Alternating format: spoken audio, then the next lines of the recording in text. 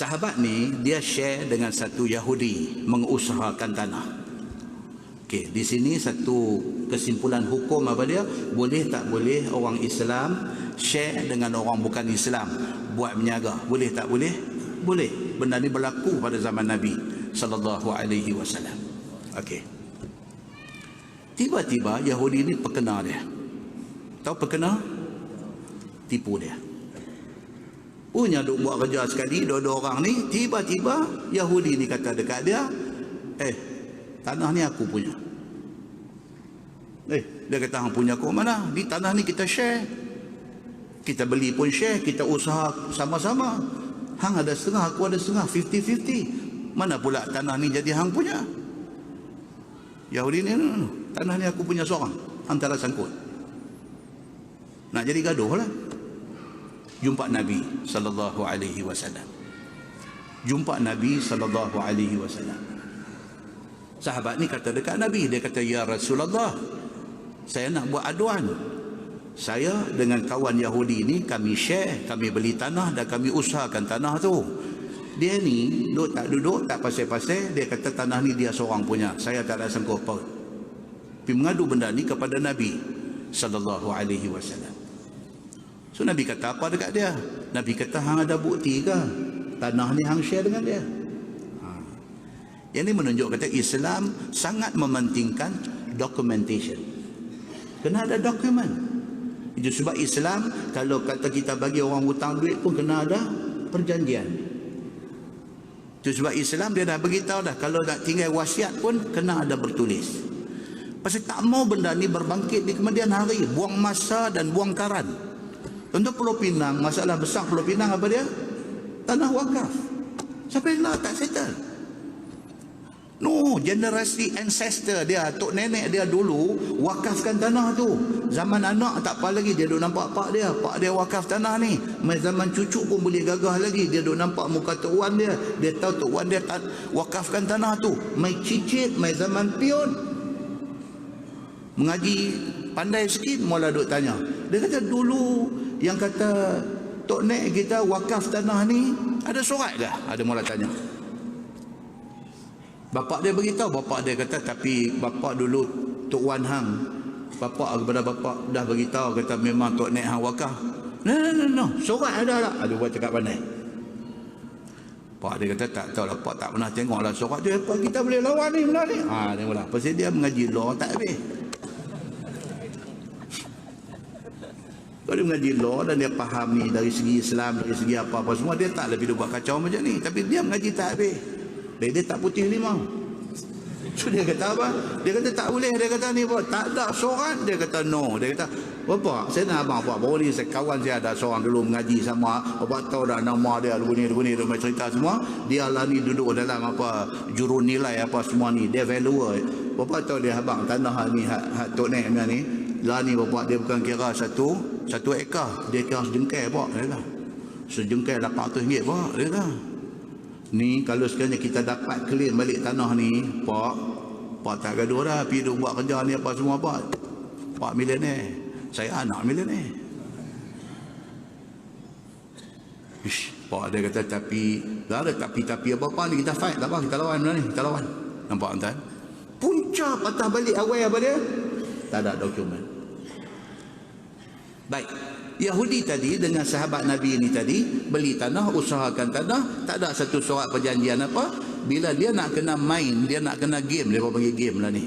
Bila dia kena game dengan Yahudi ini, dia buat apa? Dia pergi jumpa Nabi. Bila sampai dekat Nabi, dia kata, ya Rasulullah, saya dengan kawan Yahudi ini beli tanah dan usahakan tanah. Tiba-tiba hari ini, dia kata tanah ni dia punya seorang, saya tak ada sangkut paut. Dia kata macam mana ni ya Rasulullah? Nabi terus tanya dia. Nabi kata, is there is any document? Orang putih. Ada dokumen ke? Ada satu bukti ke yang boleh tunjuk kata hang share dengan dia? Dia kata tak ada lah. Dia percaya saya percaya dia. Soalnya hang percaya dia tak percaya kan? Senang macam mana? Dia kata susah lah, memang tak ada satu surat bukti apa, tak ada lah. Nabi kata tak apa, panggil Yahudi ni main. Nabi tanya Yahudi ni berkeras di depan Nabi. Dia kata tanah ni saya punya, dia ni tak ada kena mengena. Yang dia duduk main tolong aja, dia tak ada kena-mengena. Tanah saya, usaha ni pun saya. Dia ni naik angin lah. Dia kata, ya Rasulullah, dia bohong. Nabi kata dekat Yahudi ni apa? Nabi kata, hang sanggup tak bersumpah? Bersumpah dengan nama Allah, apa yang hang kata ni betul. Hang sanggup tak? Yahudi kata, okey, no problem, boleh sumpah. Dia memang tipu, tapi dia berani bersumpah. Ni dia nak cerita tadi. Dia memang tipu, tapi dia berani bersumpah. Nabi katakan dia, hang sumpah dengan nama Allah, kata tanah ni hang punya, dan dia ni tak ada kena-mengena. Dia kata, okey, saya sumpah. Sahabat Nabi ni bila dengar lagu tu, menyala. Marahlah. Menyalalah dia. Dia terus challenge Nabi. Dia argue Nabi. Dia kata, ya Rasulullah, macam mana ni? Oh, kalau main haji sumpah lagu ni, jenuh. Dia kata, dia ni Yahudi. Dia mana takut dekat Tuhan? Dia kata dekat Nabi, dia ni Yahudi. Dia ni mana takut dekat Tuhan? Kalau setakat suruh dia sumpah, lepas tu tanah ni jadi hak dia. Oh, dia kata tak boleh macam ni. Dia duduk main angin tak tentu punca. Nabi kata apa kat dia? Yang tu bulan depan tu. Yang tu bulan depan tu. Nabi nak settle macam mana ni kes ni. Tuan-tuan, dengan senang jadi hakim ni, ingat senang lah.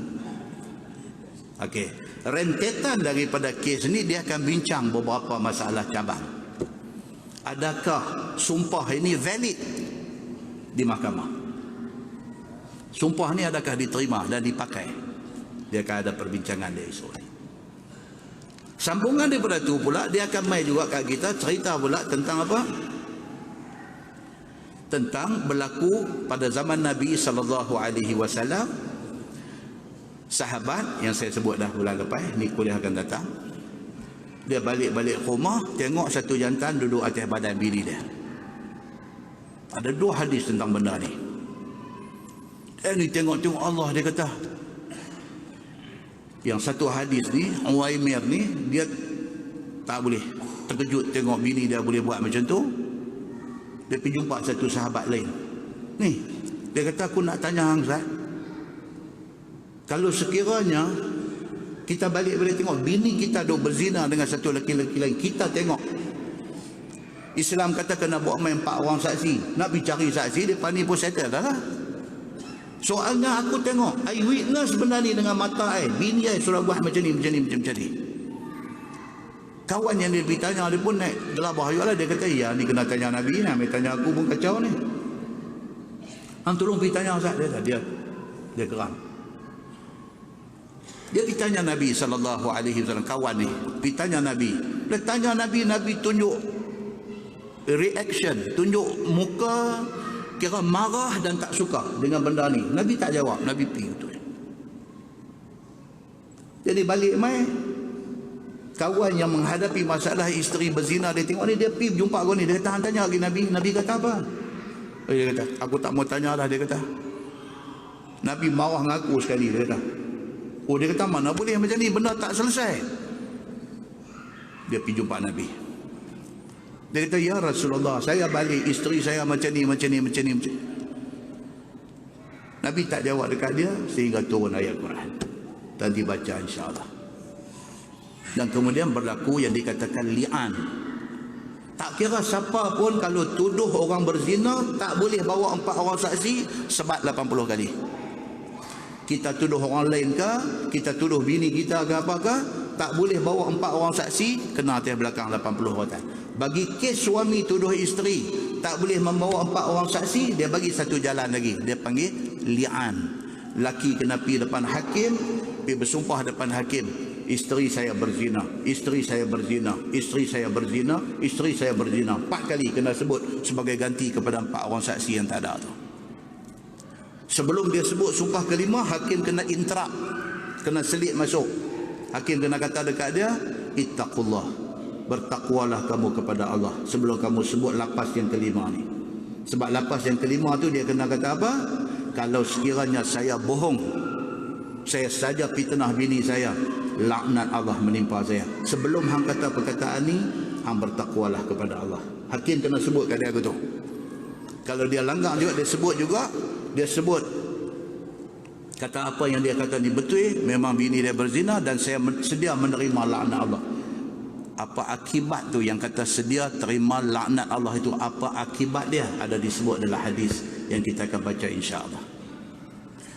Satu kes lagi, seorang sahabat sama juga kes, dia pergi tengok, balik-balik rumah bini tengah berzina dengan orang lain. Dia pergi mengadu kepada Nabi SAW. Nabi dengar pengaduan ni, lepas tu Nabi kata, tak apalah, dia kata, benda ni dia pun tak boleh bawa saksi, tak boleh apa. Dia kena buat sumpah li'an, sumpah laknat. Tetapi, Nabi kata, tetapi, kalau anak yang beranak keluar esok ni, kulit dia color apa, rambut dia lurus ke rintin, badan dia macam mana, Nabi kata jelas itu anak dia, bukan anak zina. Tapi kalau anak yang keluar mai esok ni, kulit dia macam ni, rambut dia rintin dan betis dia kecil, Nabi kata jelas perempuan ni berzina. Nabi kata begitu.